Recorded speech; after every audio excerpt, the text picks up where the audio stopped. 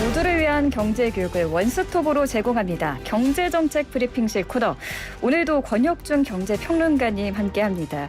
안녕하세요. 네, 안녕하십니까. 네, 매번 화상으로만 뵙다가 오늘 네. 실제로 처음으로 이렇게 스튜디오에 오셨는데 네네. 실제로 보니까 얼굴이 정말 작으시고 아, 그래요? 제가 얼굴이 작나요? 너무 작으신데요? 주먹만 근데요. 하세요 거의. 마스크 써서 그런 것 같습니다. 아, 그런가요?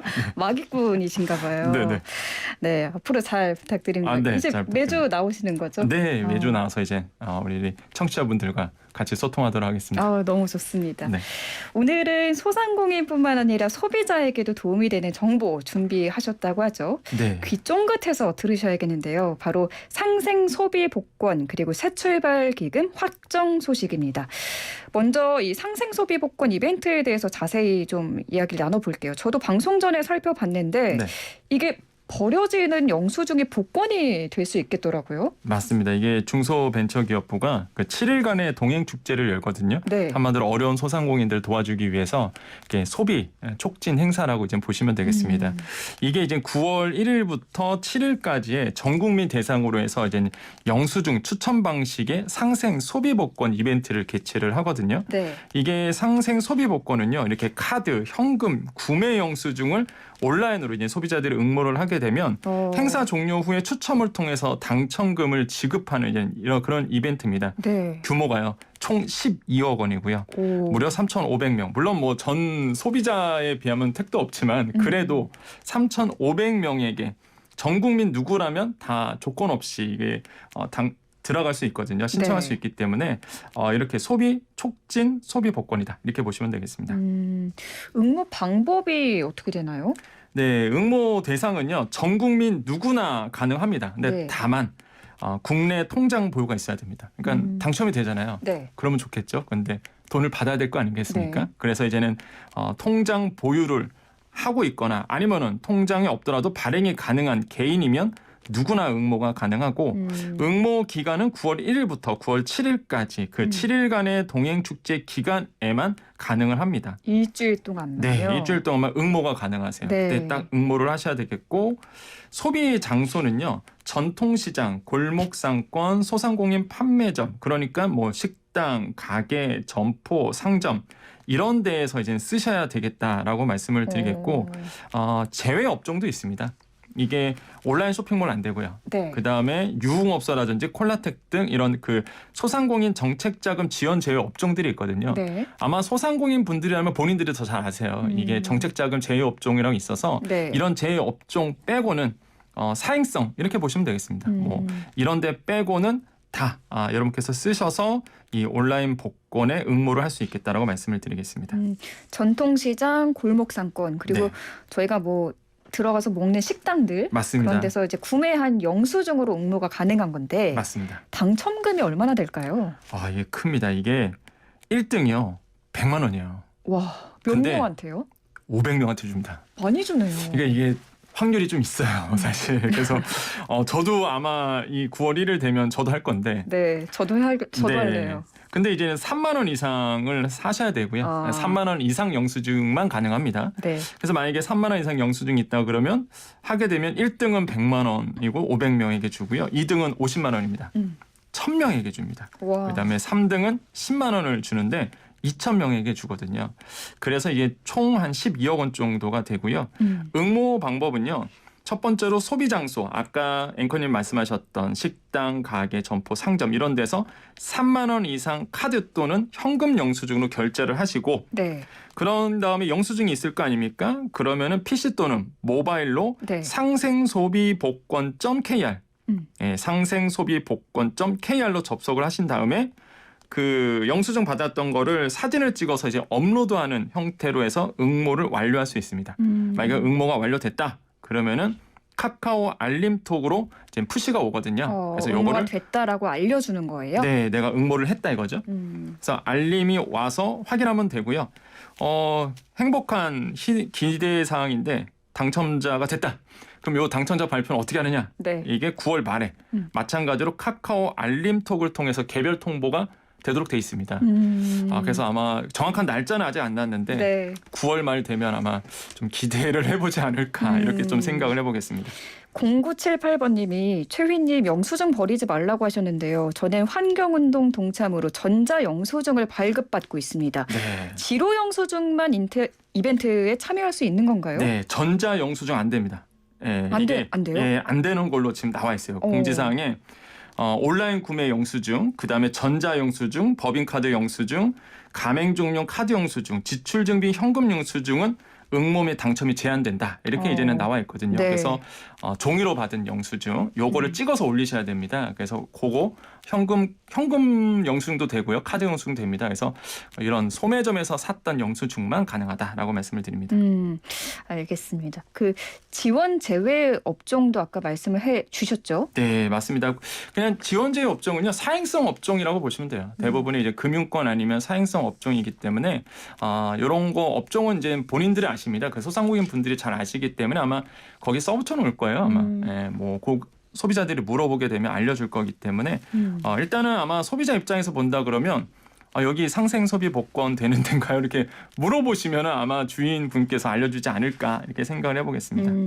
9월 1일부터 7일 동안 9월 1일부터 7일까지 일주일간 열리는 건데 그럼 저는 이거 여러 번 응모를 할 것 같거든요. 네, 맞습니다. 3만 원 이상씩 그 영수증 받아서 네, 여러 번 가능한가요? 이 가능합니다. 그러니까 영수증 한 개당 한 번만 응모 가능하세요. 그러니까 당첨이 되면 중복은 안 되겠지만 일단 응모는 영수증 한 개당 한 번만 응모가 가능합니다. 그러다 보니까 여러 영수증이 있으면 당연히 뭐 응모는 가능하죠. 근데 이제 당첨은 당연히 이제 한 명에게 주겠지만은 그래서 주의사항이 있는데요. 이렇게 영수증 한 개당 한 번만 응모가 가능하다는 거. 그다음에 오프라인 매장에서 출력한 아까 말씀드렸죠. 개인, 신용 아니면 체크카드 영수증 됩니다. 거기서 이제 중요한 게 소득공제용 현금 영수증만 가능해요. 현금 영수증은 두 가지가 있거든요. 소득공제용과 지출증빙 현금 영수증이 있는데 지출증빙은 안 되고요. 소득공제용 현금 영수증만 가능합니다. 그래서 신용카드 영수증, 소득공제용 현금 영수증 이 두 가지를 좀 출력하셔서 이걸 받으셔서 응모를 하시면 되겠다라고 말씀을 드리겠고 네. 다시 한번 강조드리지만 국내 전통시장 골목상권 소상공인 오프라인 매장에서 결제한 영수증만 가능하다. 그리고 1회 응모 시요 3만 원 이상 한 장씩만 하셔야 됩니다. 이게 어떤 분들은 이런 분들이 있을 거예요. 분명히 이제 A4 용지 하나에다가 3만 원 영수증 여러 개 붙여서 또 하시는 분도 있을 텐데 그런 건 안 되고요. 네. 여러 장 합산은 불가하고 1회 응모 시 3만 원 이상 영수증 한 장씩만 그렇게 해서 이제는 응모를 해주시면 되겠고 만약에 이게 또 주의할 점이 영수증이 뚜렷하게 잘 나와야 됩니다. 거기에 보면은 뭐 카드 승인 번호라는 게 있거든요. 그래서 그것도 뚜렷하게 잘 나와야 되고 소비 금액도 뚜렷하게 나와야 되겠죠. 그래서 그거를 정확하게 명확한 사진을 업로드를 꼭 해주셔야 되겠고요. 주의할 점 또 하나가 있습니다. 당첨자 발표 후에 당첨자 정보를 기입을 하셔야 되는데 7일 이내에 미개시한 거예요. 그러면은 당첨이 취소된다라고 말씀을 드리겠습니다. 또 하나는 정말 무시무시한 말인데 맨 끝에 이런 말이 있습니다. 행사 진행 상황에 따라 변경될 수 있습니다. 이러면 안 되죠. 위대형. 그래서 저도 조금 불안해요. 예, 설마 정부에서 하는 일인데 갑자기 취소되지 않겠지 이런 생각이 있는데 일단은 주의사항에 위 내용은 행사 진행 사항에 따라 변경될 수 있다라고 되어 있기 때문에 뭐 큰 문제 없는 이상 아마 잘 진행되지 않을까 생각을 해보겠습니다. 네, 그랬으면 좋겠습니다. 응모 방법이 어렵지 않겠죠? 뭐 응모 방법은 굉장히 쉬울 거예요. 저도 사이트에 가봤는데요. 아직은 열려 있지는 않습니다. 그래서 아까 말씀드린 것처럼 이렇게 신용카드 영수증, 소득공제용 현금 영수증을 발급받고 그거를 사진으로 찍어서 그 사진 파일을 업로드 해주시면 되겠다. 이렇게 보시면 되겠습니다. 알겠습니다. 네, 상생 소비 복권 이벤트에 대해서 이야기를 해봤고요. 이제 또 주제를 바꿔볼게요. 채무 조정 프로그램 소상공인과 자영업자분들을 위한 이 새출발 기금 운영 방안이 발표가 됐습니다.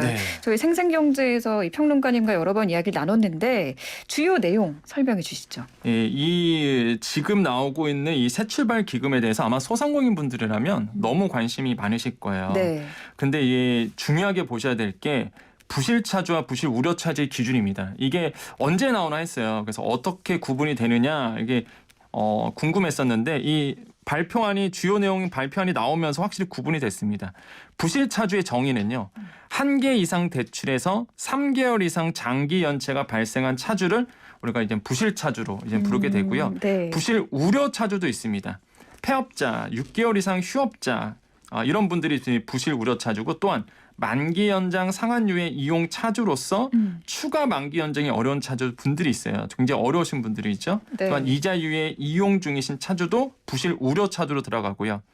국세 못 내거나 지방세 못 냈습니다. 이런 체납으로 인해서 신용정보관리 대상에 등재된 차주분들도 부실 우려 차주고 또 한 가지 신용평점 하위 차주 또는 고의성이 없이 상당 기간 연체가 발생한 차주도 부실 우려 차주로 가는데 네. 여기서 이제 중요한 게 있습니다.